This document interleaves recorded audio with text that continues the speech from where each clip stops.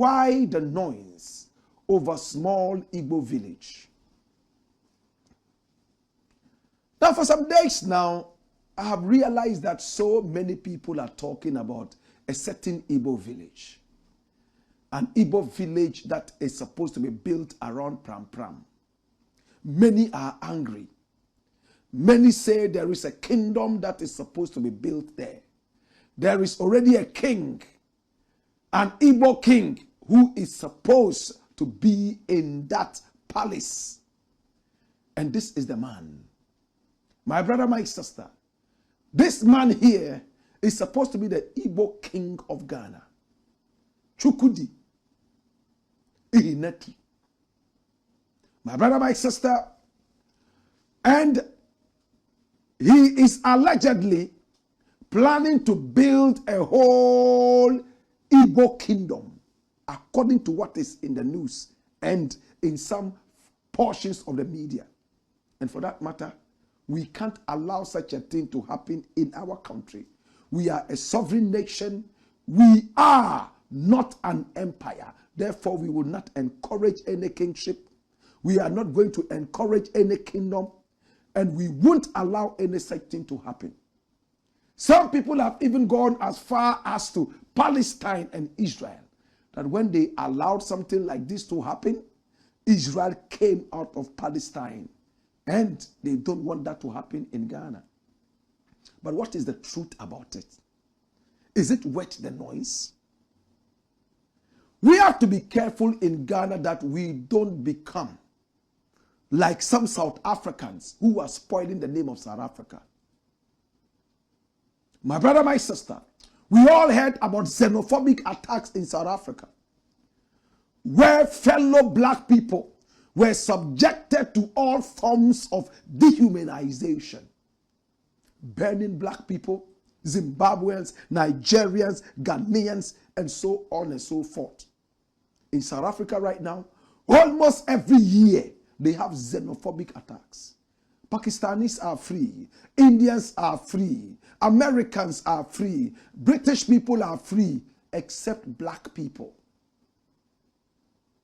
In South Africa, to be a black man and not a native of South Africa, you are likely to be attacked in xenophobic attacks. They could shoot and kill you on the streets of Joburg, Soweto. They could set fire on you. My brother, my sister, I saw firsthand xenophobic attacks in South Africa. How did that happen? It's our land. These people are coming here to eat our food. They are coming here to take our jobs. They are coming here and they are taking the good things that should have been given to us. For that matter, we shall fight them and kill them. Some other people would say, oh, they are undocumented. We don't mind if they really come here with documents. They can do whatever they want to do.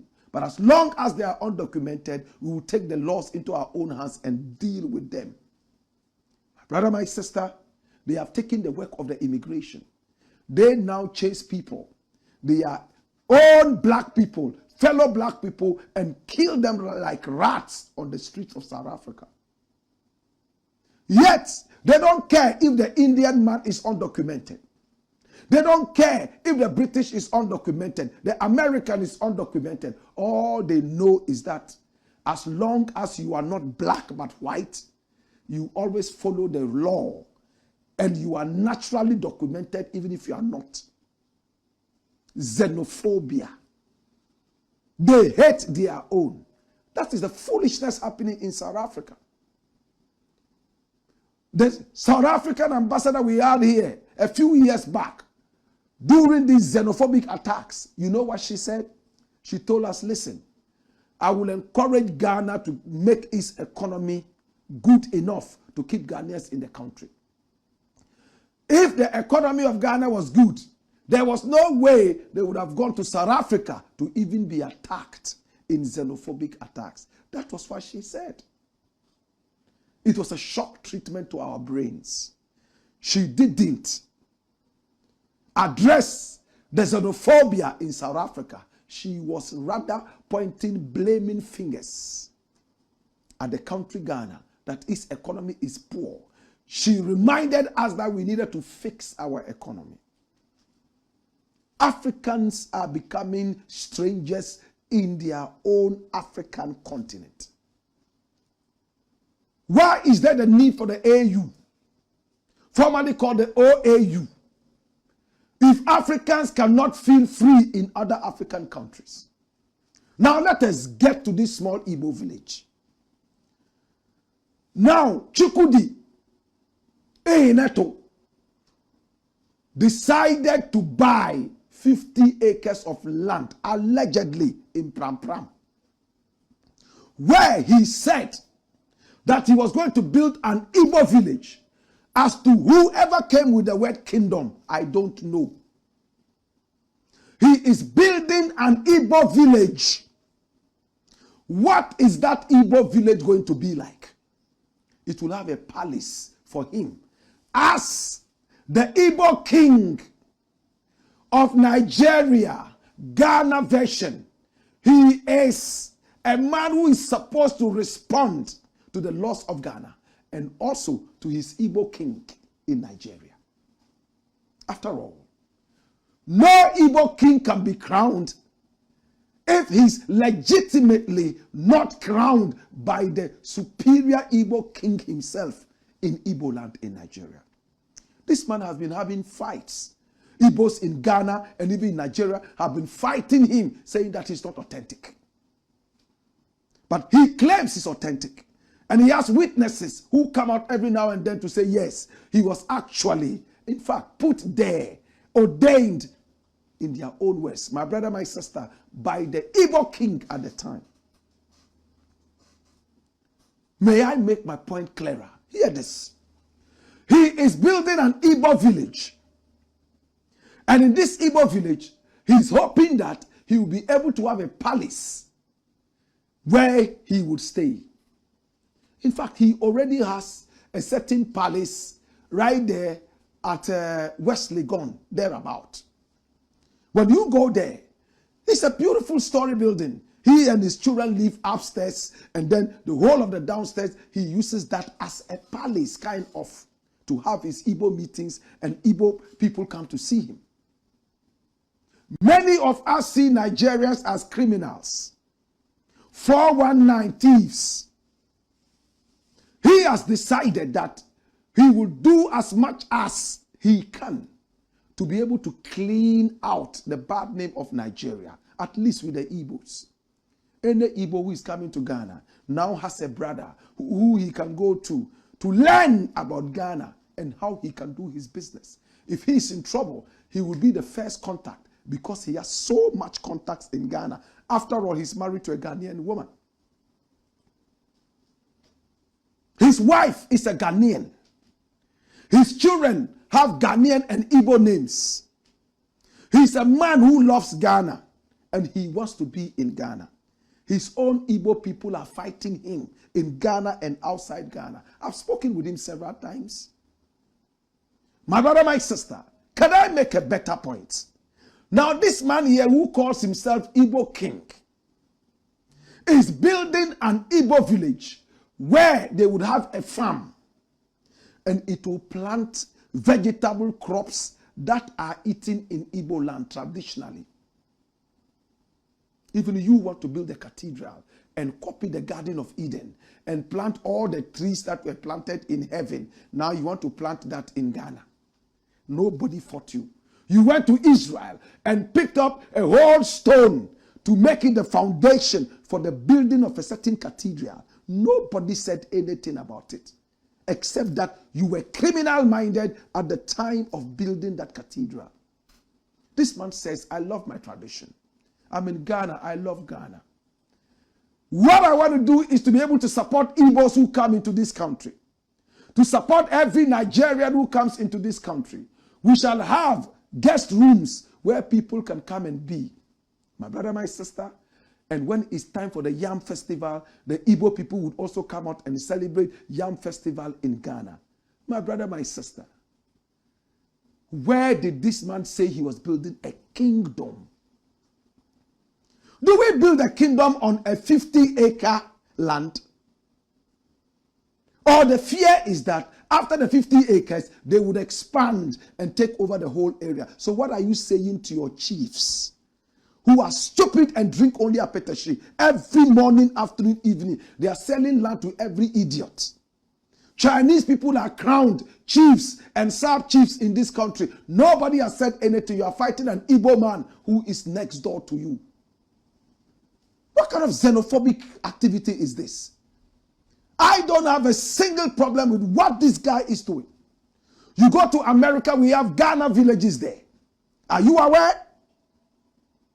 If I want to take you deep into history, one of the earliest so-called Ghana villages, my brother, my sister, was built even before Ghana got known as Ghana. And today, when you go to that area, my brother, my sister, as a Ghanaian, you are welcome.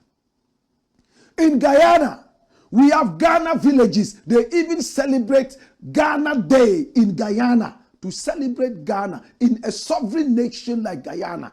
And it is an official holiday in Guyana. What is your problem? What is your problem? History illiterates. And people are going around making noise. Some people even call me, you're not talking about your friend. You're not talking about your friend. Yeah, your friend. I didn't even know he was doing this. What has this small Igbo village of only 50 acres got to do with any harm to Ghana? Can somebody tell me this? So if today, I go to Togo and I say, oh, because I'm an Ashanti man, I love my Ashanti culture. Of course, I subject to the laws of Togo. I want to build a small Ashanti village where we can eat fufu 24 hours a day, eat akrantie and abenkwai 24 hours a day, have a little garden where we can plant some of the various herbs and also vegetables that traditionally we love as Asantis. And that when Akwesidai comes, we will also celebrate it in Togo. When Ghanaians come, especially Ashantis, they can visit there and pay homage to this so-called king of Ashanti. What is the problem? So Ghanaians who don't have any work to do will come out and be making noise. Yes, and a Nigerian aba Ghana, and a Nkwasafo amano kwai say ombrebe di kwasasem wa emum Ghana de why are there? We problem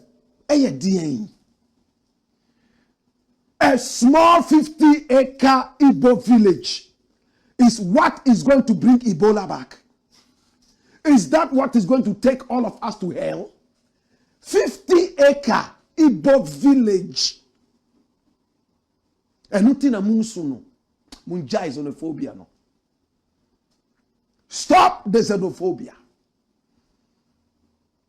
I wasn't following this until 2 days ago when a brother said, oh, check this story out. And when I checked it out and went deep into it, this man will be shocked that I'm even talking about it. Because I haven't spoken to him. I don't need to speak with him. What problem is it? He's met with your president, John Dramani Mahama, in an entourage, and he introduced himself as the leader of the Igbos. You could call him the Igbo king, Igbo chief, Igbo whatever. He met with him.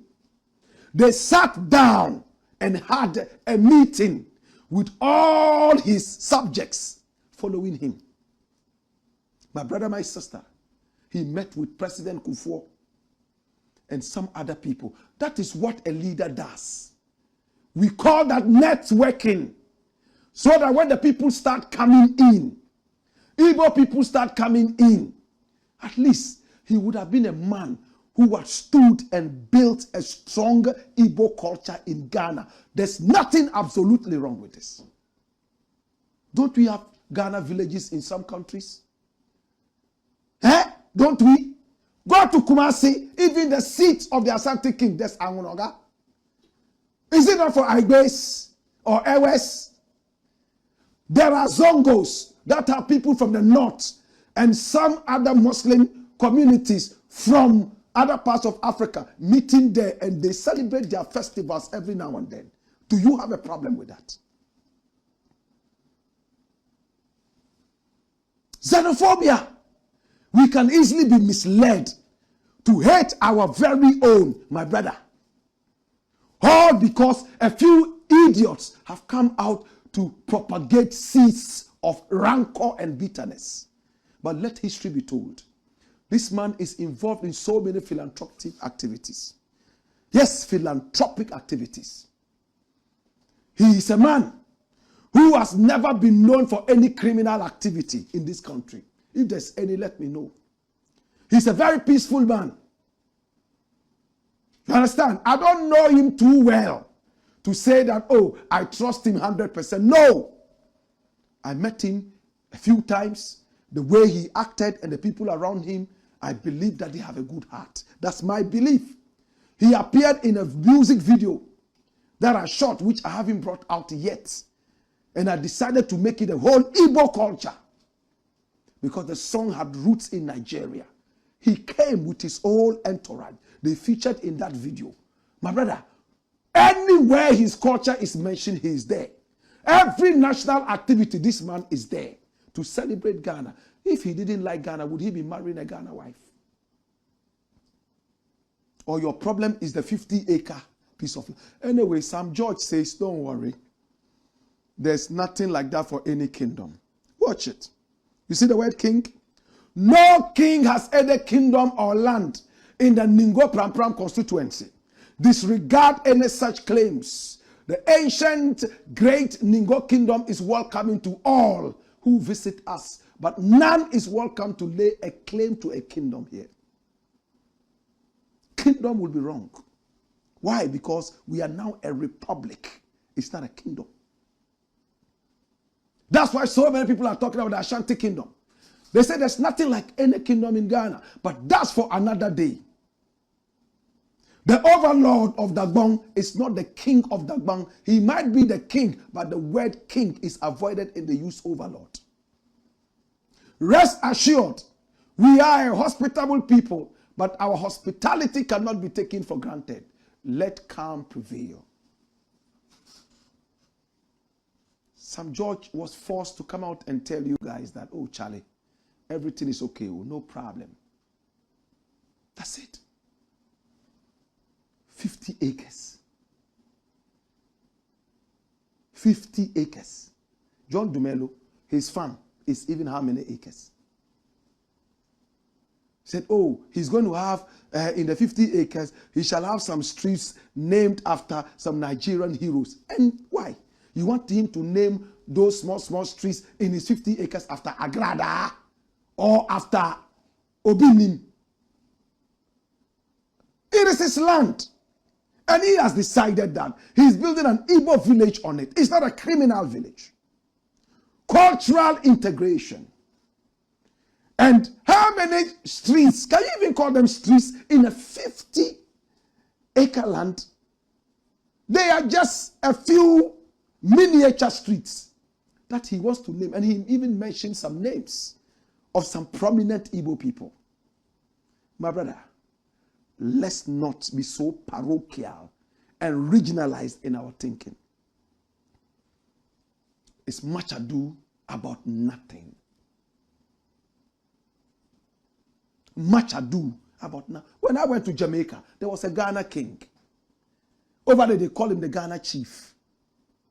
I went to Montego Bay. They took me to a Ghana queen who prepared Ghana food for me to eat. Ghanaians meet. They are thinking about building something to honor Ghana. One day, if the Ghana chief says that, I've been in Jamaica for long, you know. I want to build a certain 50-acre plot of land and call it the Ghana village. You think the Jamaican government will say no? Jamaica would be most excited because their history is even linked to Ghana. You know that. How many of us Ghanaians come from the Igbos? Do you know your history? How many Ghanaians have their roots in Igbo land and Yoruba land and even Hausa land? Do you know? The Dagombes are coming all the way from Banza Bakwai. Hausa. We can trace it even further into Arabia.